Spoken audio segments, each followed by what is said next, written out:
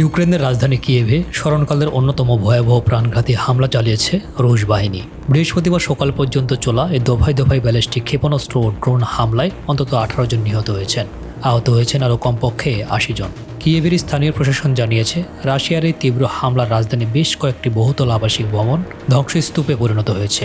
ঘটনার পরপরই ফায়ার সার্ভিসের কর্মীরা আগুন নেভানো এবং উদ্ধার কাজে ঝাঁপিয়ে পড়েন। আন্তর্জাতিক বিশ্লেষকদের মতে, সাম্প্রতিক সময়ে রাশিয়ার অভ্যন্তরে ইউক্রেনীয় বাহিনীর একের পর এক ড্রোন হামলার পর প্রেসিডেন্ট ভ্লাদিমির পুতিনের ওপর যে অভ্যন্তরীণ চাপ তৈরি হয়েছিল, এটি তারই পাল্টা জবাব। এই শক্তি প্রদর্শনের মাধ্যমে রাশিয়া ইউক্রেনকে একটি বড় ধরনের বার্তা দিতে চেয়েছে।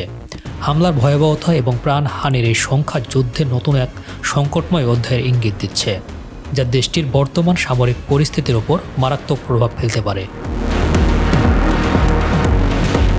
পশ্চিমা দেশগুলোর পক্ষ থেকে এই আগ্রাসনের নিন্দা জানানো হয়েছে এবং কিয়েভের প্রতি সমর্থন পূর্ণ ব্যক্ত করার প্রতিক্রিয়া শুরু হয়েছে। ক্রেমলিনের মুখপাত্র দিমিত্রি পেসকভ সাফ জানিয়ে দিয়েছেন, কোনো নিষেধাজ্ঞার মুখে রাশিয়া তার অবস্থান থেকে সরে আসবে না।